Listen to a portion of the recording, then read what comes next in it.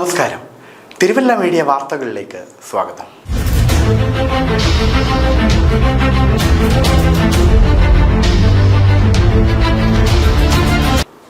ചുഴലിക്കാറ്റിൽ പൂക്കൃഷിക്ക് വ്യാപക നഷ്ടം സംഭവിച്ചതോടെ മുല്ലപ്പൂവിന് തീവിലയായി.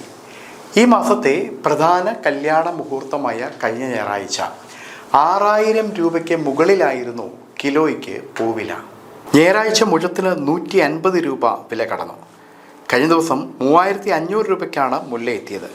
മുഴം 130-നായിരുന്നു കഴിഞ്ഞ ദിവസത്തെ കച്ചവടം. പൂക്കൃഷി നാശത്തിന് പുറമെ വിവാഹ സീസണായതും വില വർധനവിന് കാരണമായെന്ന് വ്യാപാരികൾ പറയുന്നു. മിക്ക ജില്ലകളിലും മുല്ലപ്പൂവിന് വൻ വിലയാണ്. മുല്ല, അരളി, നന്ദ്യാർവട്ടം, പിച്ചി തുടങ്ങിയ ചെടികളുടെ മൊട്ട് മഞ്ഞുകാലങ്ങളിൽ പൊഴിയുന്നതും ദൗർലഭ്യത്തിന് കാരണമായിട്ടുണ്ട്. സീസണിൽ വില ഉയരുന്നത് പതിവാണെങ്കിലും ഇത്തവണ തിരിച്ചടിയായത് ഫിൻജാൽ ചുഴലിക്കാറ്റ് ഉൾപ്പെടെ ഉണ്ടായ നാശനഷ്ടം കൊണ്ടാണ്.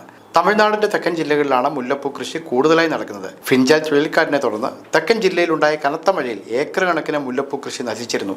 ഇതോടെ വിളവെടുപ്പ് കുറഞ്ഞു. മുല്ലപ്പൂ കിട്ടാനില്ലാത്തതും വിവാഹ സീസൺ ആയതും കൊണ്ടാണ് തമിഴ്നാട്ടിൽ മുല്ലപ്പൂ വില 6000 കടന്നെന്ന് വ്യാപാരികൾ പറയുന്നു. വില ഇനിയും കൂടാൻ സാധ്യതയുണ്ടെന്നും ജനുവരി വരെ മുല്ലപ്പൂ വില ഉയരുമെന്നും വ്യാപാരികൾ പറയുന്നു. തോവാള, കോയമ്പത്തൂർ, പൊള്ളാച്ചി എന്നിവിടങ്ങളിൽ നിന്നാണ് കച്ചവടക്കാർ കൂടുതലായും മുല്ലപ്പൂ എത്തിക്കുന്നത്.